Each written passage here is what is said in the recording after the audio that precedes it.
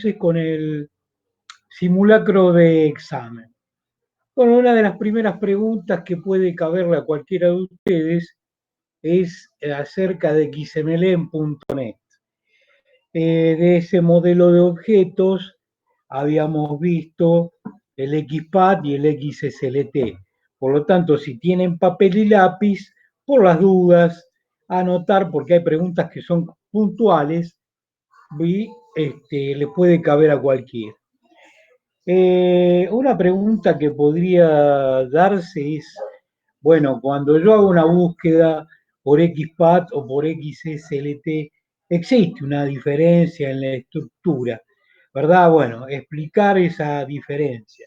Recordar que en XSLT yo voy a tener un archivo fuente que es un XML y voy a tener otro archivo que es una plantilla que va a ser XSLT, que es el filtro en definitiva, y que los dos archivos van a converger en un archivo .aspx, que es un formulario web. Esa es una forma de filtrar.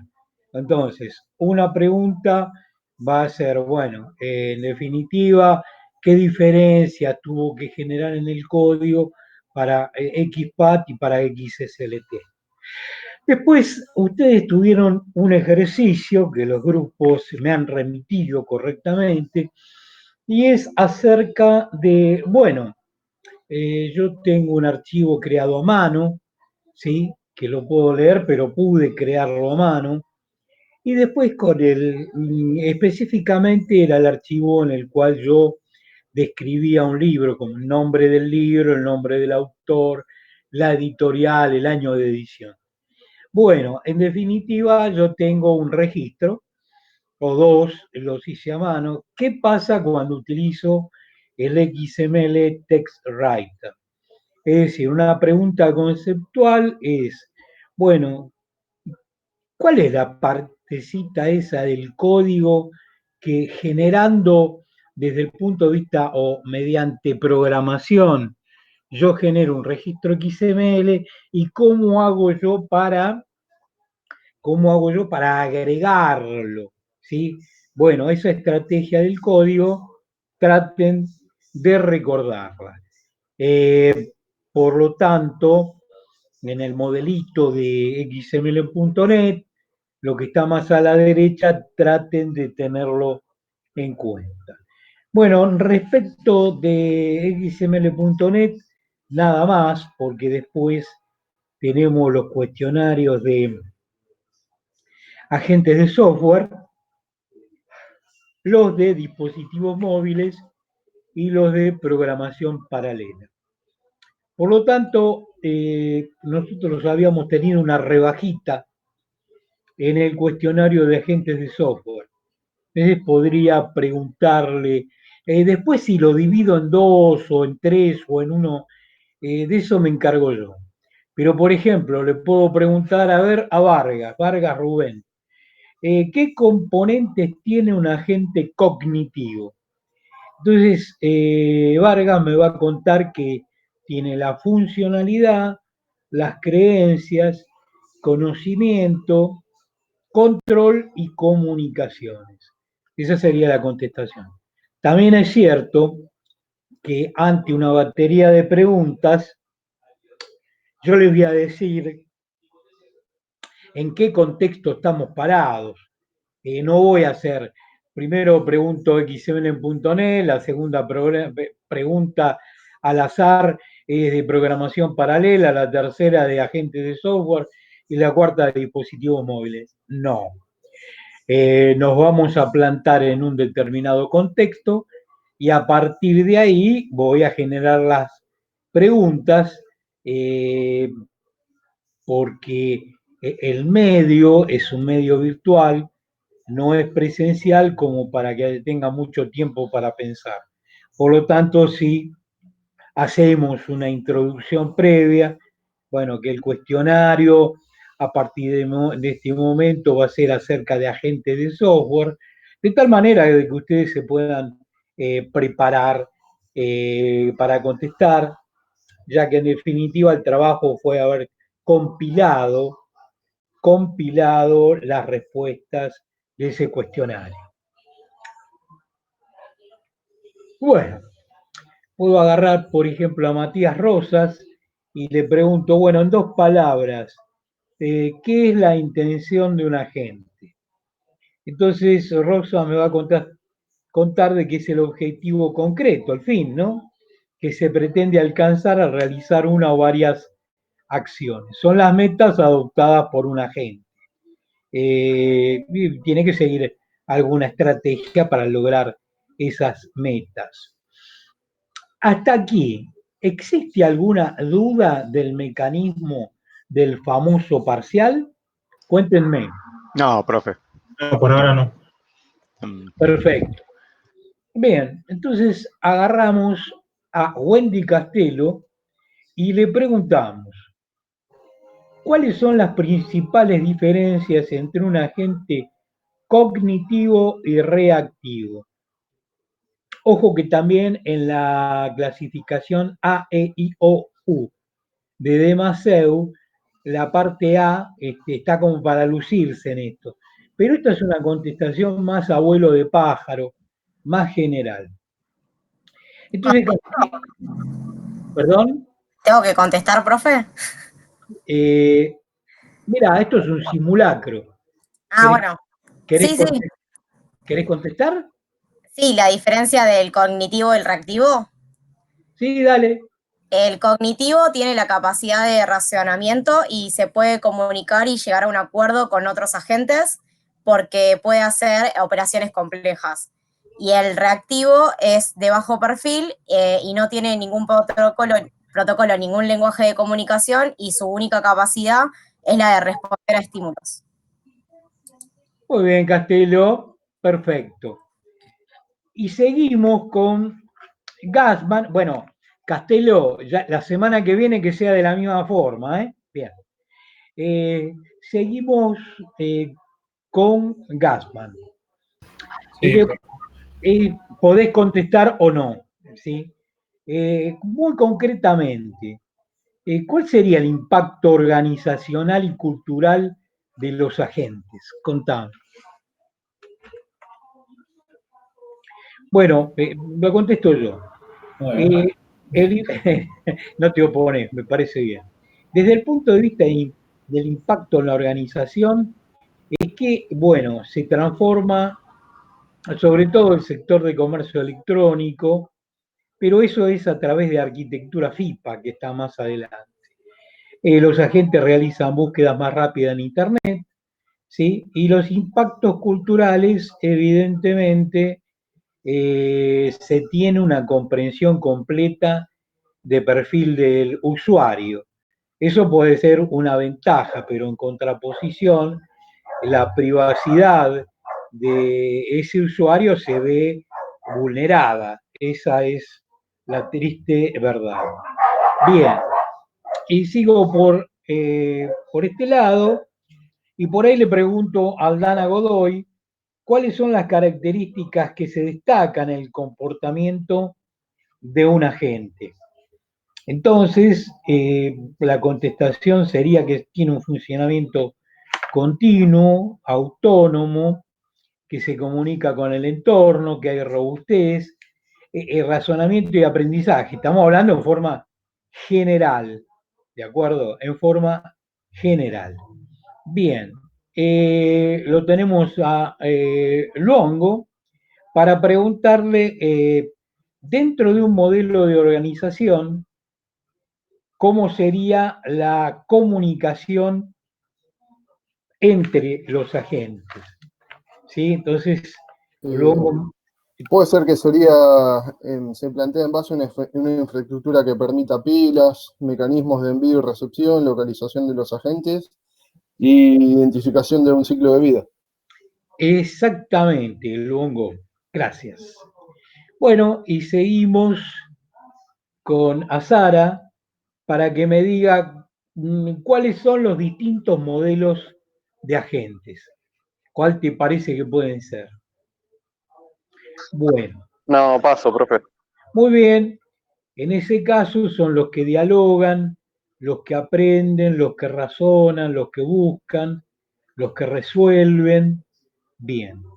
Y acá hay como para, pero lucirse.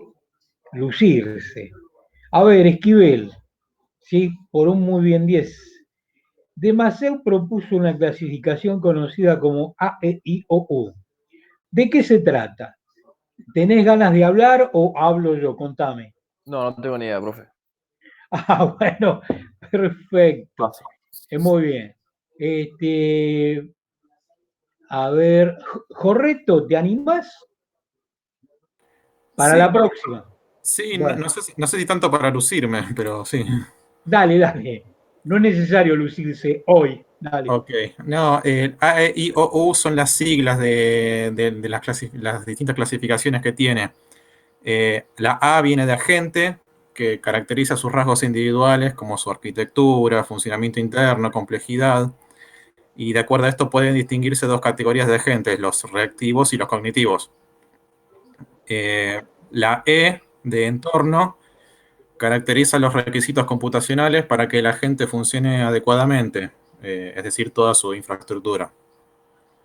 La I de interacción considera las capacidades de comunicación del agente con quien se comunica y la forma de comunicación, como por ejemplo los tipos de mensaje, el contenido, los protocolos. Uh-huh. Y bueno, y se distinguen tres tipos de interacciones: agente-agente, agente-persona y agentes de interfaz. La O de organización considera el papel del agente en el conjunto del sistema y el modelo de cooperación con otros agentes. Y la U de utilidad permite clasificar a los agentes de acuerdo a su finalidad. Y para esto se usan dos criterios, que son el dominio de la aplicación y el tipo de tarea que se realiza dentro de él. ¿Y el tipo de tarea cuál podría ser? No, ahí me mató. Bueno, puede ser de diagnóstico, de clasificación, de mediación, de coordinación, pero está muy bien, correcto. Estamos bien, ¿de acuerdo? Bien. Bueno, esta es difícil, tiene sus cositas. Eh, por ejemplo, Patricio Fernández le puedo preguntar, ¿Cómo le va, profe? a mí bárbaro, Y acá el rojo, está contento, ¿no? pero por supuesto. Yo también, yo también. Bueno, entonces no te pregunto a vos, le voy a preguntar a otro. No. Va en serio. Va en serio. A ver, ¿cuáles son? Porque a medida que aclaramos cosas y conversamos, la dinámica, la tónica del parcial es muy parecido a lo que estamos haciendo hoy, si no igual. Bueno, ¿cuáles son los formalismos para la representación del conocimiento? Y están los formalismos lógicos, ¿Sí? que dentro de los formalismos lógicos está la lógica de predicado, lógica modal, la diatóntica y la temporal. Y después están los formalismos computacionales, que son objetos, frame y ontologías combinatorias de reglas y procedimientos. Bien. Y a ver, si, por ejemplo, esta pregunta tiene sus vericuetos, ¿no? ¿Podés decir algo, no definirla, pero podés decir algo de lógica de predicados o un ejemplo? Sí, tengo como un ejemplo que dice sentencias del tipo X y también de Y, o si X entonces también Y. Perfecto. Eso sería lógica de predicados. De lógica modal, ¿qué podés decir? Que es igual a la lógica proporcional, pero con el agregado de dos símbolos a su vocabulario, que representan la expresión es necesario que, y es posible que. Perfecto. De la lógica deóntica, ¿qué podés decir? Que es un tipo de lógica modal usada para analizar formalmente las normas o las proposiciones que tratan acerca de las normas. ¿Y la lógica temporal? Que es una extensión de la lógica modal. la cual es prácticamente usada en sistemas de regla donde está presente el tiempo. Bien, bien, bien. Perfecto. Malarini, ¿cómo anda? Bueno, Malarini. Acá estoy. Genial. ¿Cómo se resuelven los conflictos internos y externos? Y hay dos tipos de soluciones de conflictos. Una mediante los agentes especialistas, que lo que hacen es detectar esos conflictos, comprueban que existen y los resuelven con directrices, mandando esas directrices a los agentes que correspondan. Y la otra forma es por negociación, que se resuelven intercambiando información y si es necesario, bajando las exigencias en la resolución de esos objetivos. Bien, perfecto. Entonces, seguimos nomás. Pero yo les había dictado una gran diferencia entre, por eso que la clasificación de Demasiado, la parte A, es bastante profunda. Es decir, yo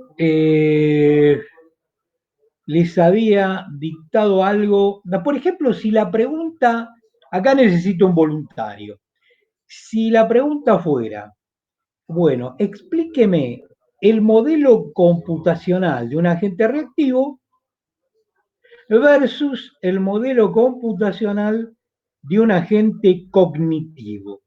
¿Quién me podría dar una respuesta? ¿Puedo arriesgar, profe? Dale. En los reactivos, el modelo computacional se basa en un ciclo de repetición de recibir un evento externo y reacción. Y en los cognitivos se basa en un ciclo de percepción, asimilación, razonamiento y actuación. Perfecto. Y si yo te sigo preguntando y te digo, bueno, ¿cuál es el mecanismo de control en el reactivo y cuál es el mecanismo de control en el cognitivo?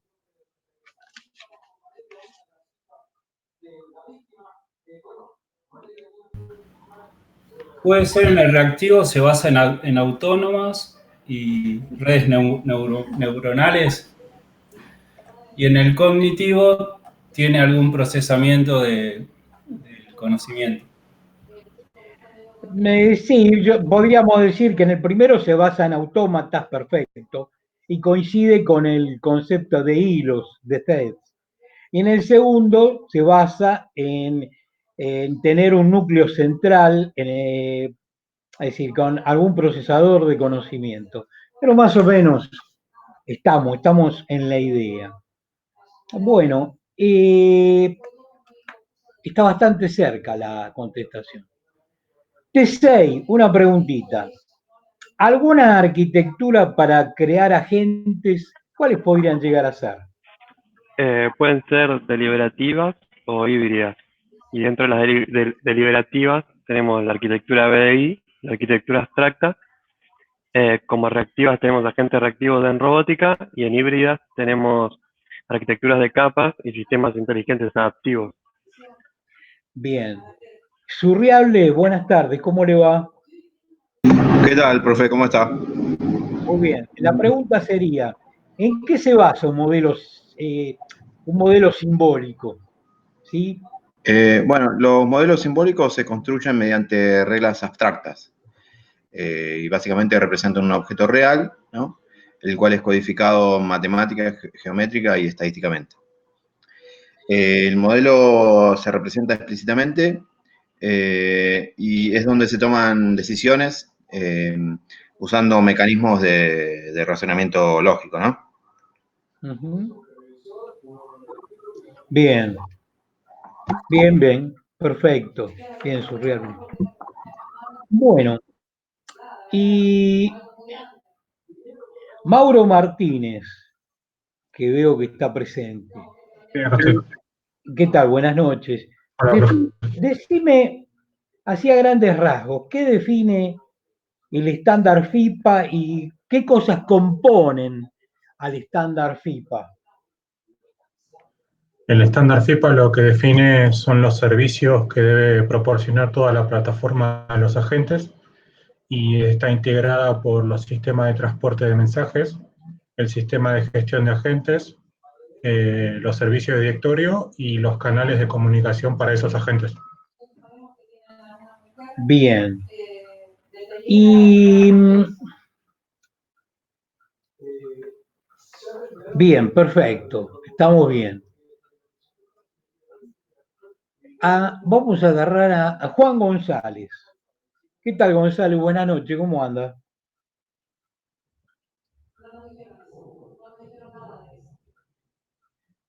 Bueno, vamos a dejar a Juan González y vamos a agarrar a Iván Salazar con ese. Salazar, ¿cuáles son los elementos que están dentro de un AUML? Paso, profe. Bueno, perfecto.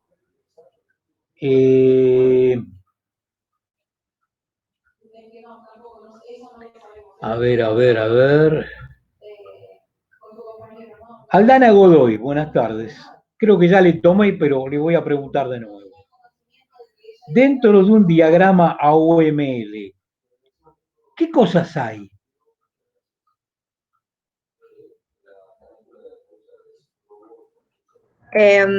Puede ser roles de los agentes, líneas de vida, hilos de interacción y mensajes. Perfecto, bien. Silva, buenas noches, ¿cómo le va? ¿Qué tal, profe? ¿Cómo andás? Bien, decime, el concepto de compartición de conocimientos, primero, ¿qué es? Y después, ¿qué es lo que resuelve?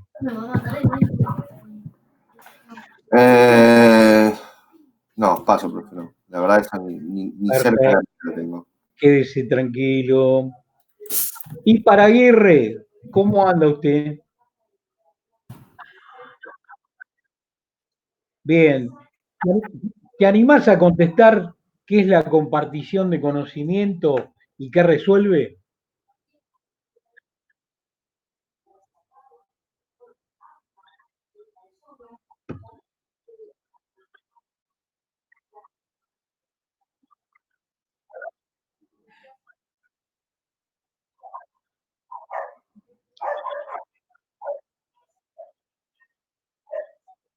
Bien.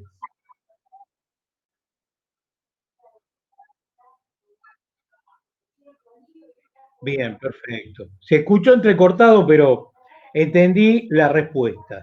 O sea, ahí hay un término que también se usa en filosofía, pero que lo usamos también en agentes de software. ¿Cuál es ese término? ¿Te acordás?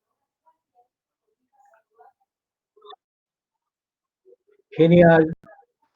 Profe, perdón, ¿puede redondear la respuesta? Yo lo escuché medio cortado y también la tengo, no la tenía muy clara la respuesta a esta.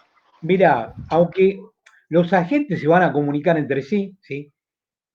Con el mismo lenguaje, pero hay que ver si realmente el significado, la significancia de cada uno de las palabras que intercambia un agente con otro tiene el mismo significado. Es decir, puede haber un lenguaje que sea el mismo, pero viste que hay parónimos, antónimos y sinónimos. Bueno, con los agentes de software pasa lo mismo. Me tengo que asegurar a través de la ontología que estoy hablando lo mismo, el mismo lenguaje, pero que tiene el mismo sentido, el mismo significado, el intercambio de información. Para eso surge el concepto de compartición de conocimiento, que es para que el contenido de los mensajes intercambiados sea comprendido por los interlocutores, quienes son los agentes. Y es evidente que acá en el medio está el concepto de ontología. La ontología en filosofía es una explicación sistemática de la existencia. Hay tomos enteros de ontología en cuanto al ámbito de filosofía, no es nuestro ámbito. En nuestro punto de vista son los términos y relaciones básicas que componen el vocabulario de un dominio, así como las reglas que permiten combinar dichos términos y relaciones para definir las extensiones del vocabulario. Eso sería la ontología, ¿no es cierto? Donde hay especificaciones formales y una conceptualización compartida. Yo me conformo con lo anterior, ¿sí? Por ahí le quieren agregar que la conceptualización se refiere a la construcción de un modelo abstracto, de algún dominio o algún fenómeno mediante la identificación de conceptos relevantes, o que se aseguran las ontologías para que sean procesables por aplicaciones de software, o que significa que los conceptos y las relaciones se enumeran explícitamente. Bueno, ese es un nivel de detalle que el que me lo quiera dar es bienvenido, pero con explicarme lo anterior me alcanza y me sobra. Si, por ejemplo, se quieren lucir, aunque la pregunta no está hecha, me podrían decir, mire, profe, la verdad que me es más fácil decirle cuáles son los elementos que componen una ontología, ¿sí? Por un lado, los conceptos, que puede ser cualquier entidad sobre la que vos puedas decir algo.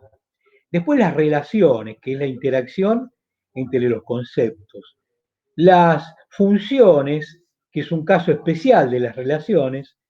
Los axiomas, que son las sentencias siempre verdaderas, acordémonos de Euclides, y las instancias, que son los conceptos concretos.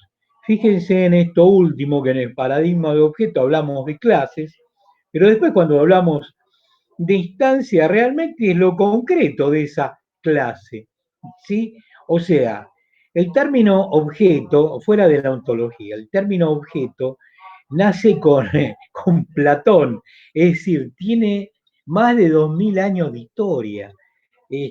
Por lo tanto, sin quitarle mérito a Grady Butch, que es el creador del paradigma de objetos, por Dios, nada parecido, pero todo está creado. El objeto es una instancia de qué, de una clase, es la instancia, es el concepto concreto de una clase. Entonces, los elementos de una ontología son los conceptos, las relaciones, las funciones, los axiomas, y las instancias. Por ahí, si se pierden un poquito con el tema de ontología, lo pueden agarrar por ese lado. Pero el concepto de ontología nace por el concepto de compartición de conocimiento, que se supone que los agentes que dialogan tienen que entenderse de la misma manera ante una determinada conversación. Bien, seguimos porque estamos terminando con el cuestionario de agentes de software y recalamos para decir, bueno, a ver, Jarpa, decime el nombre de algún agente intermediario. Con uno que me nombres, suficiente.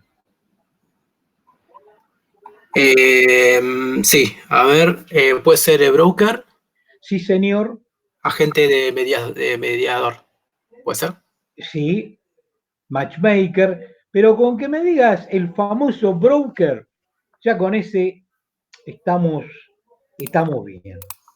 Bueno, y finalmente, vamos a someter a debate, ¿para qué me sirve tomarme el trabajo de desarrollar algo mediante agentes? ¿Cuáles serían las supuestas ventajas? Digo supuestas porque no hemos desarrollado absolutamente nada con agentes, porque no nos dan los tiempos. Pero, ¿cuáles serían algunas ventajas de las tantas promesas que tiene el desarrollo de agentes? Cuéntenme. El menor costo de desarrollo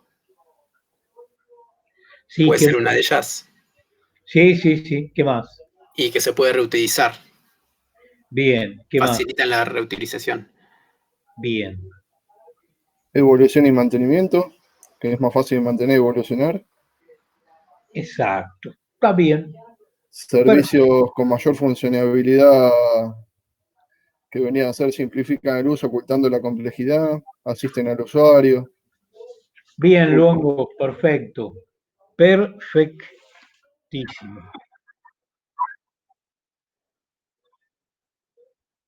Sí, muy bien. Bueno, y ahora vamos rumbo a dispositivos móviles. ¿Algún voluntario que quiera lucirse con dispositivos móviles?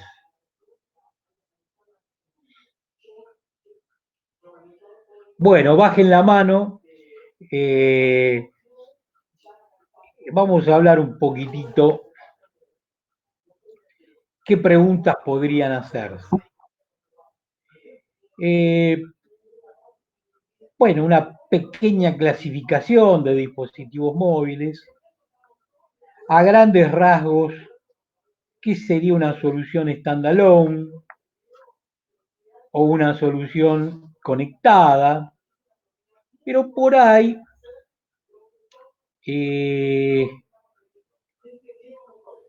podría preguntar, o sea, ya sabemos que estamos en el ámbito de mobile, ¿verdad? Bien. Entonces, Martínez Latapie, ¿cómo anda?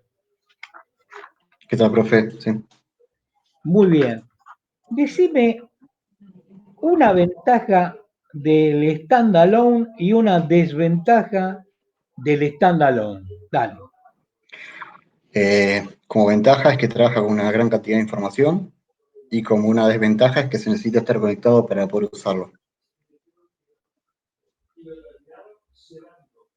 ¿Alguna más? Sí, como ventaja que puede hacer operaciones complejas ya que se ejecutan en el servidor y una desventaja más es que la ejecución es mucho más lenta. ¿Estás seguro, no?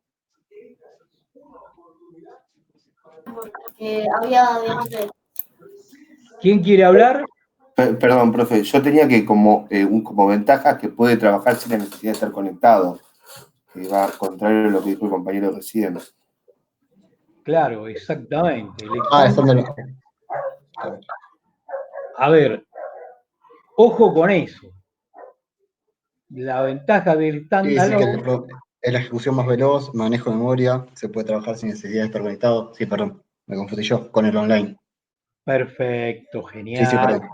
Y No, la ventaja de standalone es que se genera diferentes versiones para cada sistema operativo, que no se puede consultar el centro de contacto de datos remotos. Perdón, muy me confundí bien, con el online. bien. Para esto sirve este debate, ¿de acuerdo? Sí. Para que justamente el viernes que viene no suceda. Bien, pero estamos bien, tranquilo que esto es un simulacro. Bien. A ver, código nativo, código manejado, ¿de qué se trata? Y si hay una ventaja o desventaja entre uno y otro.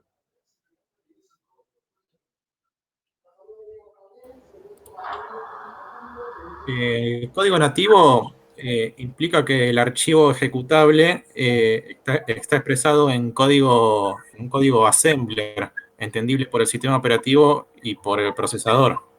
¿Sí? Bien. Las ventajas del código nativo son la rapidez de ejecución, el acceso a todas las capacidades del equipo, no requiere instalaciones adicionales para ejecutarse. Y como desventaja del código nativo, que necesita compilar el proyecto en cada sistema operativo. ¿Sí? Perfecto. Perfecto. Bien. Y Muy bien. está el código manejado también. Bien. ¿Qué querés hablar? Hablá, Jorreto, del código manejado.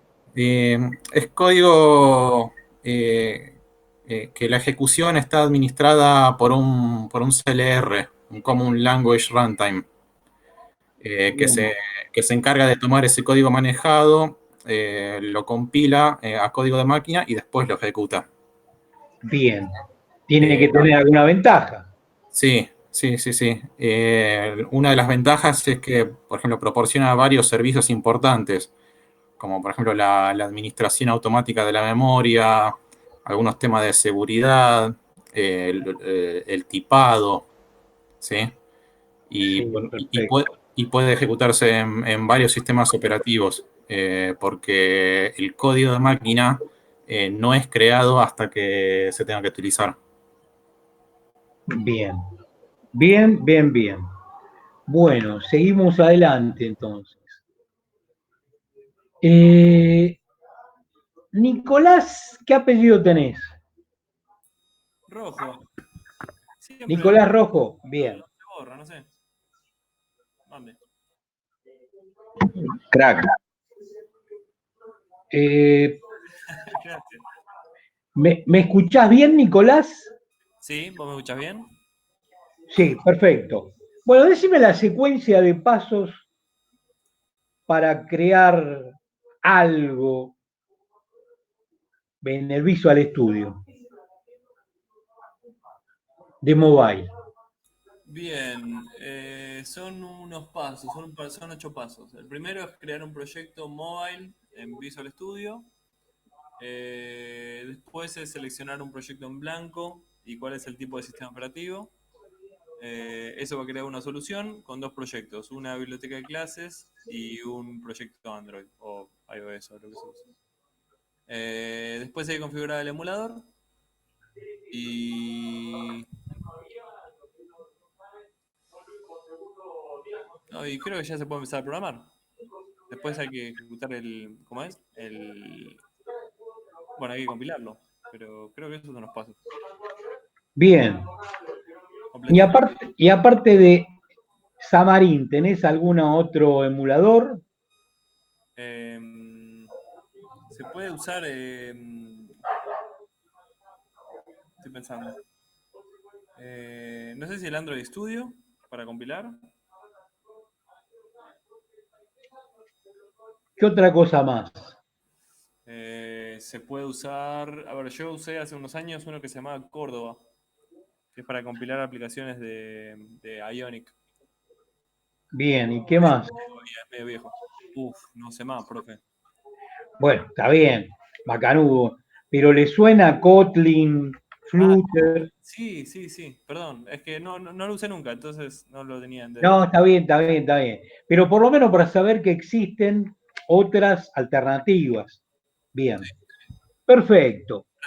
Bueno, ¿y hay alguna vinculación entre dispositivos móviles y Azure?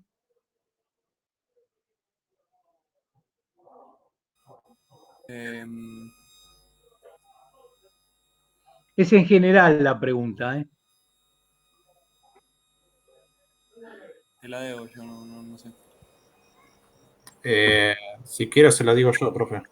¿Cómo no, Jorreto? Dale.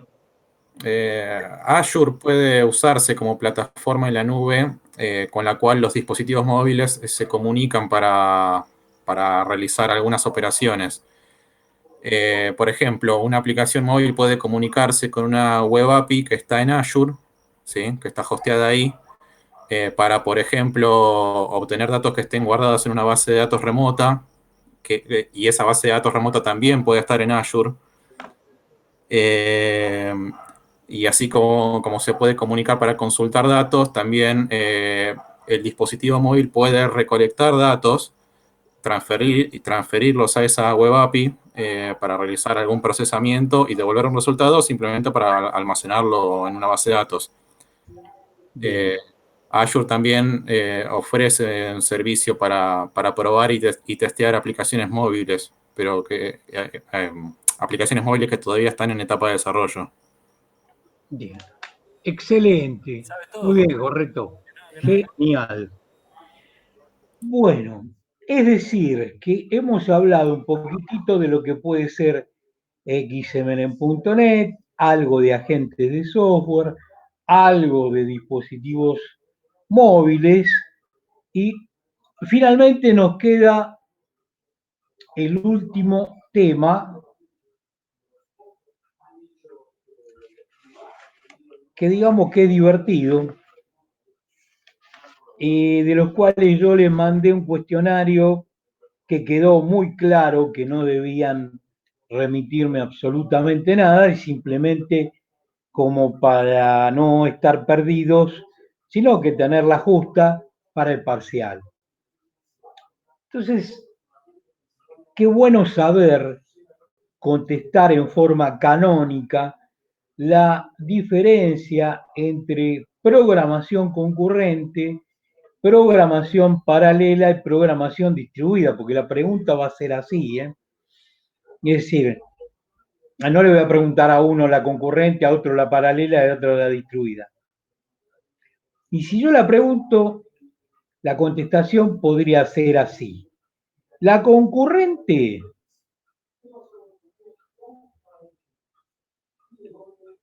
es para ser ejecutada simultáneamente, varias acciones. La paralela para ejecutar en multiprocesador. Y la distribuida para aquellos procesos que comparten una memoria común. Es bien sintética, bien canónica, que se entiende lo que estamos diciendo. Que no comparte una memoria común. La distribuida.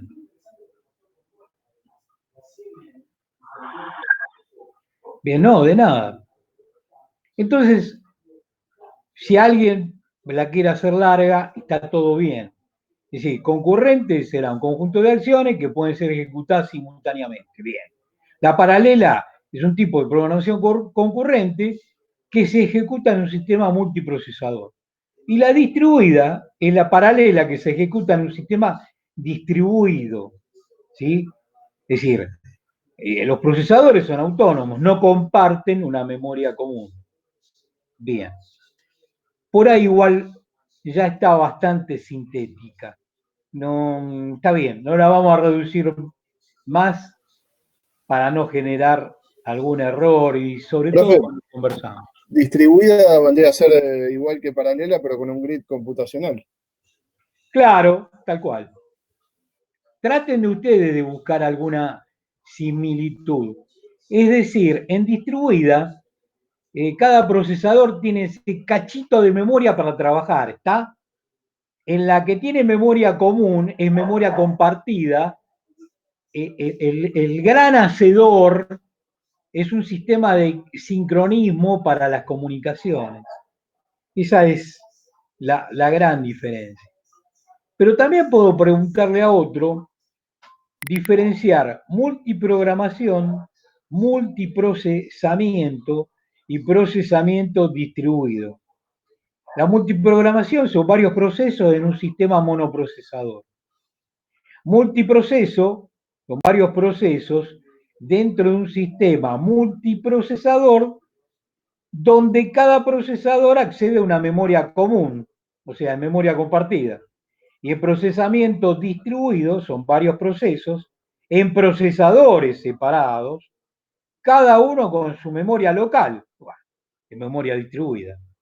Eso tiene que quedar bien claro y realmente sería el kit de la cuestión, salvo que, qué sé yo, hay más preguntas, ¿no es cierto? Entonces podría preguntar, bueno, ¿qué ventajas tiene OpenMP? ¿Y qué desventaja tiene? ¿Sí? O si ya es demasiado meternos ya en OpenMP y en MPI que no hicimos nada, esa la vamos a dejar de lado. Me conformo con, fíjense que ustedes tienen a la pregunta 2 y 3, anúlenla, por favor.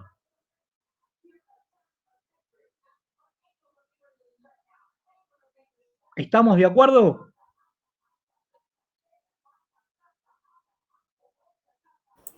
Perfecto. Bien. Muy bien. O sea, la 2 y 3 no, porque estamos escarbando como demasiado, ¿no es cierto? No hace falta. Porque no hicimos nada en OpenMP y en MPI.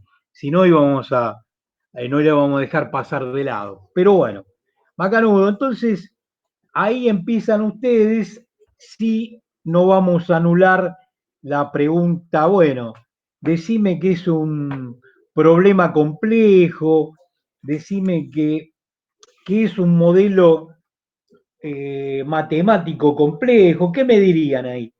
Con que me nombren uno es suficiente, pero si pueden decirme, bueno, mire, un modelo matemático complejo es una red neuronal con arreglos históricos. Bueno, macanudo, decime qué son los arreglos históricos. Entonces, por ahí, en vez de decirme ese, me decís, y bueno, no, me gusta más la construcción de redes bayesianas. Ah, perfecto. ¿Y para qué me sirve?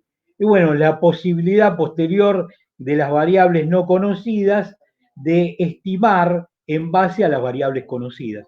Es decir, si nombran a la simulación de Monte Carlo o a las redes bayesianas o los algoritmos de ordenamiento o las transformadas en Fourier, bueno, ¿qué fundamento tienen? Problema complejo es multiplicar matrices de grandes dimensiones, funciones polinómicas, grandes, ¿no? Algoritmo en tiempo real, cantidad masiva de datos, eso es un problema complejo. Pero el modelo matemático complejo es uno de los que les acabo de nombrar. Entonces, esa la pregunta 4 va. Y la pregunta 5 también va. Entonces, yo hablo de programación paralela, pero tengo algo sistemático que hacer antes de empezar a programar en OpenMP o en MPI, o así yo puedo empezar derecho viejo a trabajar. ¿Qué cosa sistemática tengo que hacer previamente para poder programar?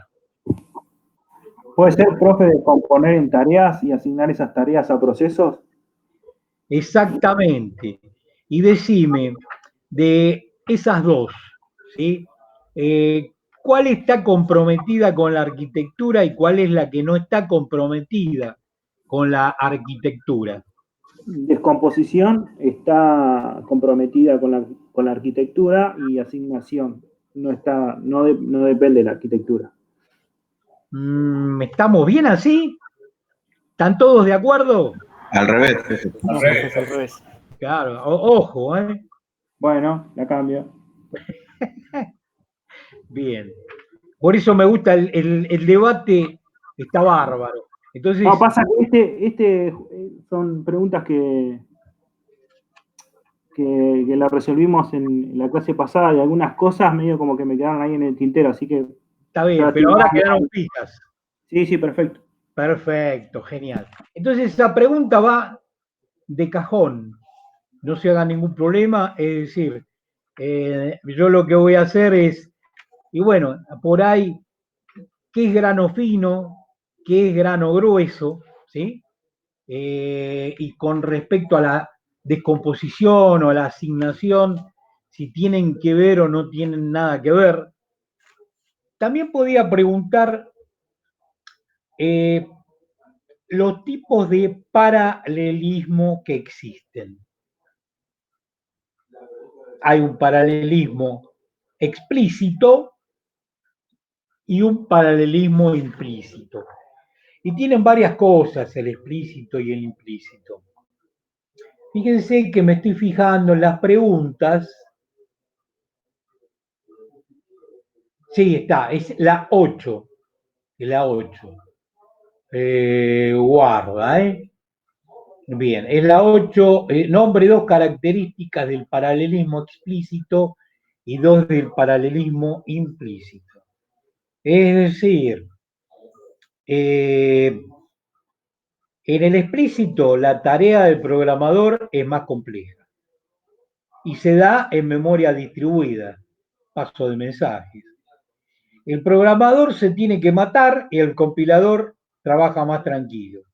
En el implícito, obviamente, es al revés. El compilador tiene que analizar y comprender las dependencias para asegurar un mapeo eficiente en el computador paralelo. ¿Y dónde se da? En memoria compartida, que es el OpenMP.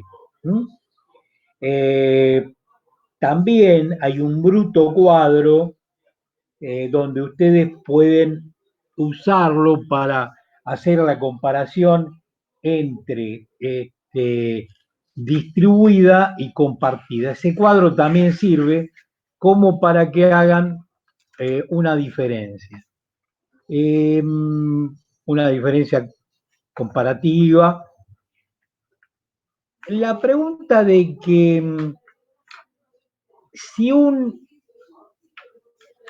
problema es complejo o no, la vamos a dejar, porque ¿cuándo me voy a dar cuenta? Si hay una formulita donde voy a tener que la complejidad es directamente proporcional, no pasa nada.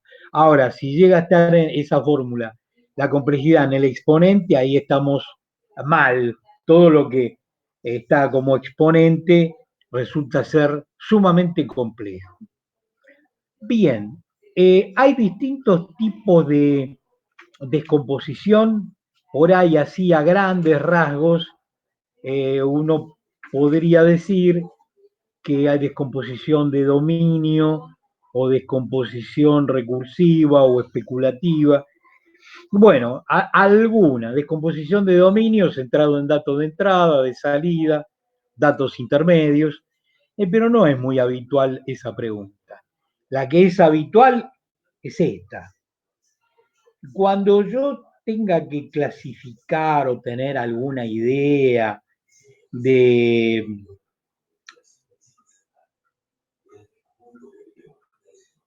procesamiento paralelo o para abordar ese tema, ¿qué parámetros tengo que tener en cuenta? Y explícitamente esa sería la pregunta 9, tiene algo que ver. Cuando quiero clasificar esa, sí, decime. bueno, que quería preguntar si eso era cuando se hacía referencia a lo del pipeline, la de las computadoras matriciales y de los sistemas multiprocesadores. Mirá, tibio, pero no es exactamente así. Es el tipo y número de procesadores. Exactamente, muy bien. Es decir, pero no tengo en cuenta solamente eso. Tengo en cuenta el tipo, número de procesadores, si tengo presencia o ausencia de un mecanismo global de control, si el funcionamiento va a ser síncrono o asíncrono. Bueno, ahí me fijo. ¿De acuerdo? Bien. O sea, la pregunta 9 es, cuando quiero clasificar por OneBricks o por Flink o por quien sea, ¿qué cosas tengo que tener en cuenta? Por ahí no está muy felizmente hecha la pregunta. La pregunta sería mejor es, ¿qué tengo que tener en cuenta para el procesamiento paralelo? Y después clasificar esas máquinas. Y bueno, ¿qué tipo y número de procesadores voy a tener? Si voy a tener presencia o no del mecanismo global de control, y si el funcionamiento va a ser síncrono o asíncrono. Chao. Ahí sí. ¿Por qué? Porque si el funcionamiento es síncrono o asíncrono, está relacionado con OneBricks. Si el mecanismo global de control lo voy a usar, y bueno, eso sirve para la clasificación de Flynn. Entonces, si yo tengo el tipo y número de procesadores, eso va a variar si voy a trabajar con grano fino o con grano grueso. Bien. Ahora, ¿qué pasa? Para retomar la pregunta, para que no sea tan directa, ¿en cuál configuración se cruzan las dos clasificaciones anteriores? Si yo sé que One-Brix tiene pipeline, matriciales y multiprocesadores, por un lado, ¿sí? No me interesa cómo funciona cada una. Sé que existe un paralelismo temporal y un espacial. Pero cuando voy por el lado de Flynn, yo tengo que, si tengo un flujo único y un procesamiento sobre un único conjunto de datos, eso es como si tuvieras una computadora secuencial. ¿Cuál sería el techo de la clasificación de Flynn? Que tenés mucho flujo de instrucciones y que tenés mucho conjunto de datos. Bien. Entonces, hablar de MIMD de Flynn es como hablar de paralelismo espacial asíncrono de One-Brix, que sería el techo de paralelismo tanto para uno como para el otro. ¿De acuerdo? ¿Se entiende el sentido de la respuesta para esa pregunta? ¿O quieren que vuelva a repetir? ¿Y lo puedo repetir? ¿Cómo no? Lo voy a repetir. Fíjense que en Flynn yo tengo desde el paralelismo más chico, más barato, que en realidad es secuencial, hasta llegar al cuarto tipo, que es MIMD, que tengo muchas instrucciones con sobre muchos conjuntos de datos. Bien, o sea, es un súper paralelismo. En la clasificación de One-Brix pasa algo parecido. Podés procesar según pipeline o en modo matricial o con multiprocesadores, pero el techo sería de multiprocesadores con un paralelismo espacial asíncrono. Es decir, ese sería el techo de One-Brix y el techo de Flynn sería MIMD. Ahí se cruzan las dos clasificaciones de lo que sería el máximo paralelismo según la clasificación de One-Brix y de Flynn, es cuando tengo paralelismo espacial asíncrono, que pertenece a la clasificación de One-Brix, con MIMD, que es la clasificación de Flynn. Ahí está la maximización de uno y otro en cuanto al procesamiento paralelo. Muchas instrucciones sobre muchos datos. Por eso yo hablo de cruce, digamos.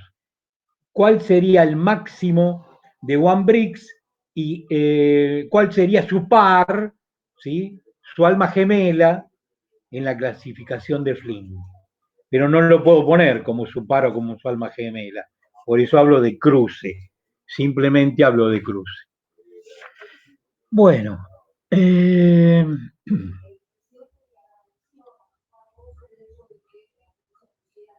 tenemos algo de matemática acá en programación paralela. Y esa ley matemática, la ley de Amdahl, de ese profesional de la India, que no es hindú, sino indio, que estudió qué cosa, díganme, qué cosa estudió el amigo Amdahl para, a ver. El límite de la ganancia de velocidad. Muy bien, Longo, está bien, pero ¿relacionado con qué? Puede ser, profe. Bueno, contate la voz.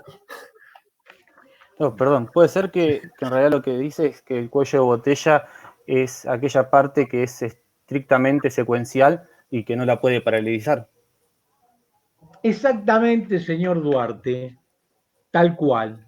La ley de Amdahl está relacionado justamente con el cuello de botella que lo da aquella parte que en la segmentación, en el troceo, yo no puedo paralelizar porque no lo puedo reducir. Lo generé en forma canónica y no hay caso, y ese sería el cuello de botella a la que hace referencia el amigo Andal con su formulita de procesadores tendiendo a infinito, ¿sí? Donde voy a tener uno más tratamiento en paralelo dividido el tratamiento secuencial. De tal manera que por más que agreguen procesadores, es como cuando van, ya lo dije la otra vez, vas a Mar del Plata, se de cuenta que son 6 manos a la ida y 6 manos a la vuelta, y pasás por, qué sé yo, por Castelli, y es una mano. Y bueno, y no podés hacer nada, por más que tenga velocidad, por más que los 6 coches que venían, va a pasar uno solo, o van a pasar de a uno. Entonces, esa es la ley de Andal. No es necesario que me digan, bueno, el límite de P tendiendo infinito es igual a 1 más TP sobre TS. No, prefiero que la ganancia está limitada por aquella parte del algoritmo que no se pudo paralelizar. Prefiero eso y nada más. Bueno, y díganme, ¿hay alguna otra métrica, o perdón, ¿hay alguna métrica relacionada con algoritmos paralelos? La del speedup. Eficiencia de costo. Perfecto. Aunque sea, porque no soy muy amigo de las métricas, aunque sea la de speedup. ¿Y concretamente qué es? Era la ganancia de tiempo para resolver un problema aplicando programación paralela versus la programación secuencial. Y la ganancia de velocidad. Bien. Claro. Porque a veces el tiempo lo asocian con el trabajo. Entonces, para ser rigurosos, es la ganancia de velocidad que se consigue con un algoritmo paralelo a resolver algún problema respecto del algoritmo secuencial para el mismo problema. Está perfecto. Y después, como bien, acá se han hecho estudios para el speedup, para un mismo algoritmo, ¿no es cierto? Suma de números grandes, por ejemplo, tanto enteros como con puntos flotantes. Entonces, se hacen experimentos en memoria distribuida y en memoria compartida. Bien, la eficiencia, que sería el valor del speedup dividido el número de procesadores. Pero nos damos cuenta que no es tan sencillo esta métrica, por eso no la vamos a profundizar. Porque vos podés tener, hay un número adecuado de procesadores, ¿de acuerdo? Así que la eficiencia está más atada a la ley de Andal que otra cosa. Y después, como han dicho bien ustedes, está el tema de costo. Y acá sí, representa el tiempo, que es el trabajo, realizado por todo el sistema para la resolución de problemas. ¿Sí? Bien. También estaba el overhead, pero les dije que no hace falta. La escalabilidad, y bueno, pero sin ahondar demasiado, que sea escalable, porque acá hay un concepto que no es el propio de a veces de computación. Porque yo puedo aumentar el número de procesadores, pero tengo que seguir manteniendo las prestaciones de la misma manera, aún aumentando el tamaño del problema. Pero vuelvo a repetir, el aumento de procesadores no es tan lineal como en otros tipos de procesamiento. Y también tengo la función de isoeficiencia, ¿sí? Y creo que colorín colorado, el cuento de la cursada se ha terminado. Vamos a aprovechar estos minutos para decir, bueno, ¿cómo seguimos de acá en adelante? La semana que viene, Dios mediante, está el parcial. Y después quedan 2 clases donde se define la entrega del trabajo práctico de marketing comercial. Bien, primero hay que sortear esto, que es el segundo parcial. Y después, supongamos que me llama un equipo y me dice, bueno, quiero mostrar el trabajo. Bueno, la penúltima fecha, me muestran el trabajo, tienen los parciales bien. ¡Hurra! Aunque yo mande la invitación para la última clase, el que se quiera conectar se conecta y el que no se conecta igual tiene la cursada siempre que esté aceptado el trabajo práctico, bien. De todas maneras, la última clase yo voy a mandar una invitación como para, bueno, ¿cuáles son las pautas del examen final? Porque si juntamos los cuestionarios del segundo parcial y el cuestionario del primer parcial, es como que vamos a tener que racionalizar algo, o me va a ayudar mucho la presentación o la entrega de la carpeta del trabajo práctico. ¿Está? Es decir, todavía falta como 3 semanas más como para dilucidar el tema del final, hay tiempo. Ustedes se tienen que preocupar ahora por el parcial, después por el trabajo práctico, no importa si están bien los 2 parciales. Si el trabajo práctico no está y nos vamos a recuperatoria.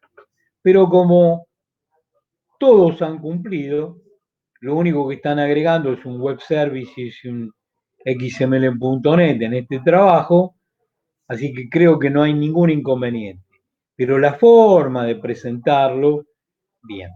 Cuando me manden el TP de marketing comercial, no me lo manden en PDF, mándenlo en Word, porque yo puedo copiar y pegar y trazar, esto está mal, esto está bien, hay que arreglar acá, y ya con eso estamos ok. Entonces, es más fácil que yo les pueda hacer una devolución. Es el mismo método que uso en SAP y TFI. Me lo mandan en Word, yo selecciono, bueno, esto está mal, te mando una flecha, esto hay que cambiarlo por esto, aquello y lo demás allá, conceptualmente está vacío, o ninguna corrección y decir, está todo ok, está aceptado, lo único que falta es la ejecución en línea para que pongan algo en la URL, no entren, o que hagan un backup, corrompan 2 tablas, cuando se acercan, se loguean como webmaster, salta el cartel que dice corrupción en la Argentina, cuidado. Y ya con eso se cierra la cursada. Y la única virtud que tiene es que cuando le pasen el plumero, por ahí van a tener algo para la materia de trabajo final de ingeniería. La verdad que lamento que la metodología haya sido la de esta forma. Si hubiera sido presencial, les puedo asegurar que tendrían una carpeta el triple de lo que tienen ahora. Pero bueno, las cosas se dieron así. Esta es una forma de dar clase que en lo personal me desagrada muchísimo, porque también me pongo en el lugar de ustedes. Yo creo que el contacto personal es irreemplazable. Pero bueno, las cosas son así y para arrepentirnos ya no tenemos tiempo. Aparte depende de una vacuna, no depende de nosotros. Y menos mal que no hay ningún chino en la comisión, si no la pasaría bastante mal. Pero bueno, no hay ningún oriental, así que no va a haber ningún problema. ¿Alguna pregunta que me quieran formular de cualquier tipo? Profe, Sí, señor. ¿puede decir de nuevo lo que iba a tomar acerca de XML? ¿Cómo no, Jorreto? La pregunta puede ser, ¿qué diferencia estratégica hay entre hacer un query con XSLT, con plantilla o con XPath? Bien. La otra pregunta, ¿estás anotando? Sí. Bien. Bueno, y la otra pregunta es, a ver, ustedes hicieron a mano un archivo XML con las características del libro. Nombre del libro, autor, editorial, año, el precio, bueno, perfecto. Si yo utilizo el XML Text Writer para agregar registros, pero programáticamente, no a mano, a ver qué líneas de código utilizó, por ahí una pen dando vueltas por ahí, esa pregunta puede ir en lo que a xml.net se refiere. Bien, Sí. eso es lo de XML. ¿Le puedo hacer una consulta acerca de XML Text Writer? Sí, dale, Específicamente. ¿qué? Yo me di cuenta programáticamente que, al menos no descubrí cómo se hace, que con el XML Text Writer no era posible agarrar un archivo ya existente y agregarle cosas, ¿sí? Que para eso había que usar otra cosa que no era XML Text Writer. ¿Estoy en lo cierto o realmente hay una manera? Hay una manera. ¿Pero con qué lo reemplazaste? No, es que como la consigna decía usar XML Text Writer, yo lo que hice fue crear un archivo XML desde cero. Pero, está bien, pero vos... no. Tenés que ser capaz de agregar por lo menos un registro. A algo que ya está. A algo que ya está. Ok, bueno. Bien. Ojo con esa porque esa va. Como ustedes tienen el correo entre ustedes, bueno, cambien alguna figurita porque esa pregunta va. Bien. ¿Alguna otra pregunta? ¿Alguna otra inquietud?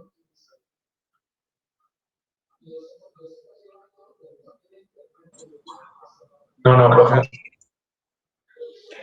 Bien. ¿Están convencidos de que tienen que estudiar? Sí. Bien. No hay opción. Buen fin de semana. Les va a llegar las invitaciones que pueden ser todo junto, de A3, de A2. Eso lo manejo yo.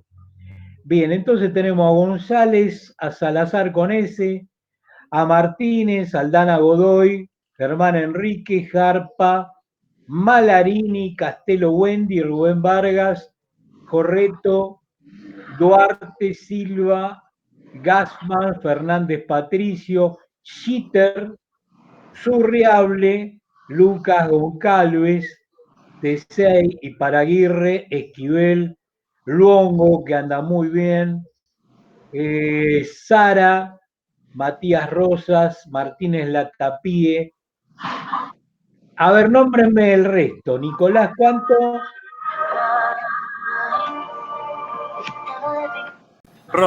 Rojo. Macanudo. ¿Alguno más que haya quedado sin? Martínez Mauro. Perdón. Los que ya nombré, desconéctense, por favor. Ya. Chao, profe. Chao, gente. Hasta el viernes. Chao, profe.